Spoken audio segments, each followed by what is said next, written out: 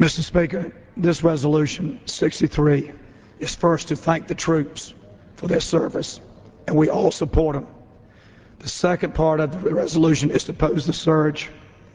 I quote a great military general, Colin Powell: "I am not persuaded that another surge of troops into Baghdad for the purposes of suppressing this communitarian violence, this civil war, will work."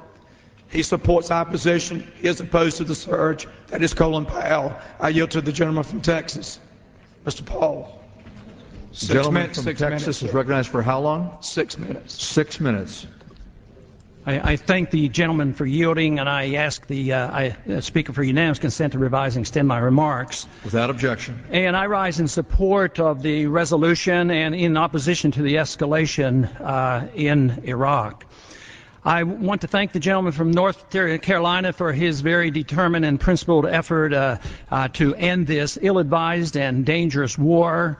And I am very pleased he brought together a group of members today who are representing the traditional conservative position on war and peace, and I deeply appreciate that.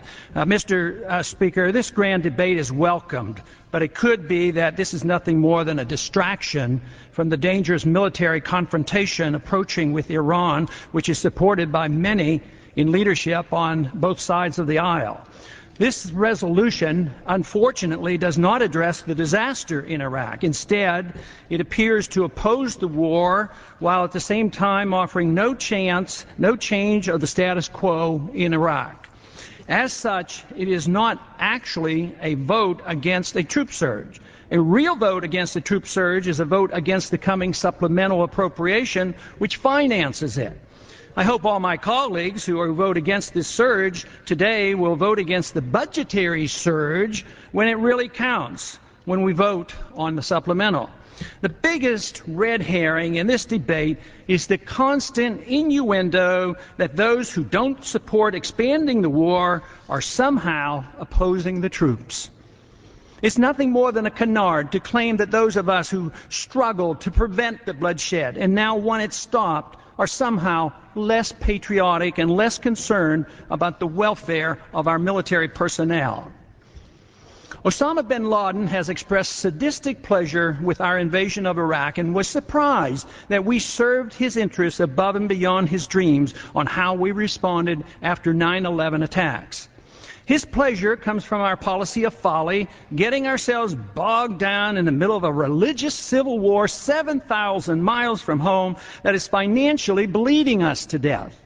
Total costs now are reasonably estimated to exceed $2 trillion. His recruitment of Islamic extremists has been greatly enhanced by our occupation of Iraq.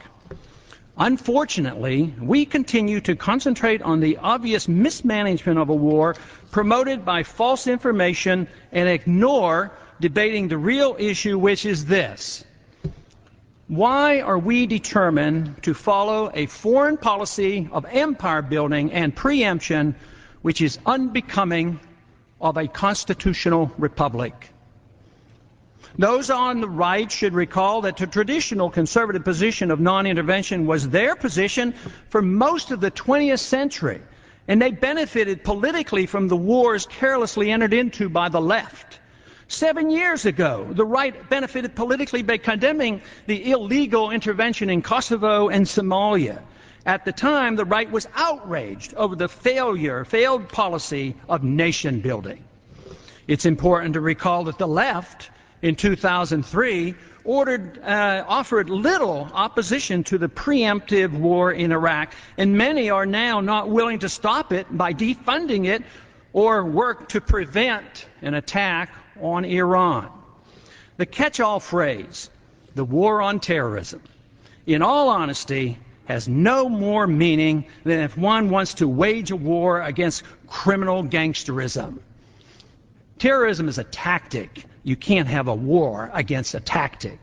It's deliberately vague and non-definable in order to justify and permit perpetual war anywhere and under any circumstances. Don't forget, the Iraqis and Saddam Hussein had nothing to do with any terrorist attack against us, including that on 9/11.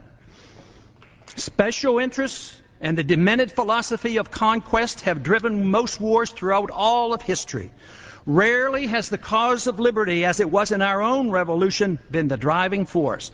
In recent decades, our policies have been driven by neoconservative empire radicalism, profiteering in the military-industrial complex, misplaced do-good internationalism, mercantilistic notions regarding the need to control natural resources, and blind loyalty to various governments in the Middle East.